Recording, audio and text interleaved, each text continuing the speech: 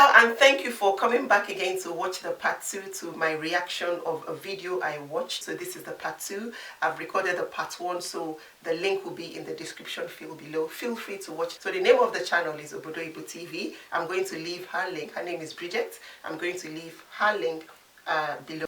So she also mentioned on sex education and sexuality as well. According to Bridget, and it's true, in UK schools, they start too early. It's now part of the school's curriculum. A lot of times, some children get messed up as a result of hearing all these things. They don't need to know all these things. This is my own opinion. I don't know about you listening, but this is my own opinion. And I would like to know what your opinion is. I feel that at the age of 8 or 9, it's too early to know about sex education. God created a child's brain to be a child's brain, a teenage brain to be a teenage brain, an adult's brain to be an adult's brain. But what have we human beings done? We try to be wise. We try to be wise and just restructure things. What do you think would result? Calamity. So it's quite concerning, it's quite alarming to know that our children at the ages of 8 or 9 could or will be exposed to things or images like this. Yes, they say, oh yeah, the world is sexualized and people need to know what is going on. The world is sexualized, but to target young people as young as 8, these people, most of them have just finished wee-weeing on the bed. Most of them are still babies, are still children. Then they get to hear of all these things. So most of their mind gets messed up, and you don't know if you don't talk to your child.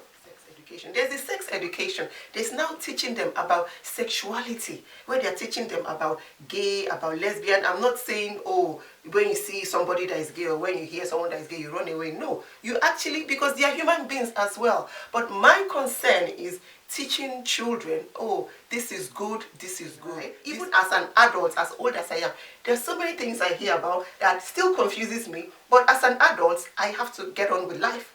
I have to get on with life so that I can explain to my children when it's time to explain to them that this is what goes on in this world we live in. And if that child is not an expressive child, because all children are different. In a family, you find one child is so expressive. They say a lot about what goes on in school. Oh, mommy, guess what? Our teacher said this. Our teacher did this. Oh, we did this and we did that. In that same family, another child will just come back. How was school? Good. What happened today? In the same family. So you need to, as a parent, as a mom, I mean, parenting is so hard. Parenting, especially in today's world, is so hard. And I keep on saying it. Parents today are facing questions, are facing issues that previous generations didn't see coming.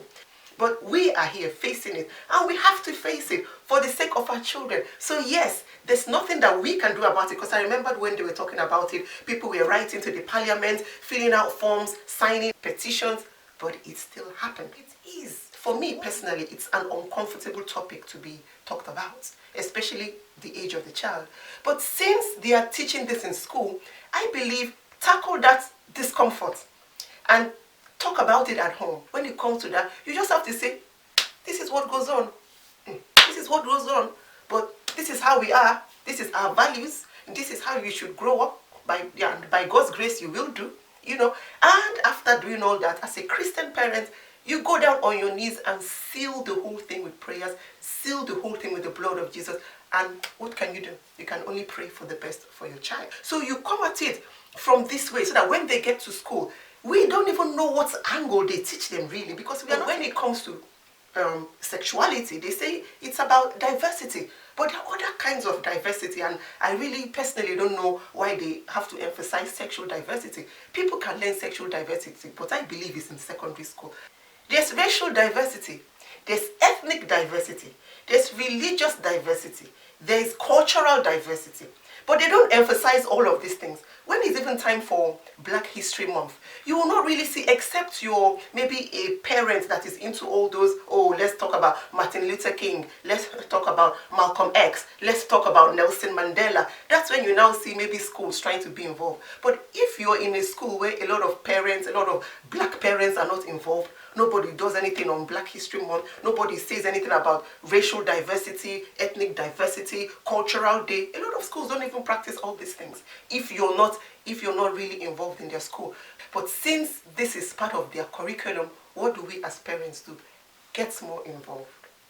talk to our children even first before they go to school to learn about another angle that you might not even know about. So parents, we need to step up, we need to tighten our belt, and we need to get more involved in our children's learning, in their lives. We need to pray for them, we need to step it up, and we need to pray that our children will turn out good, and they will.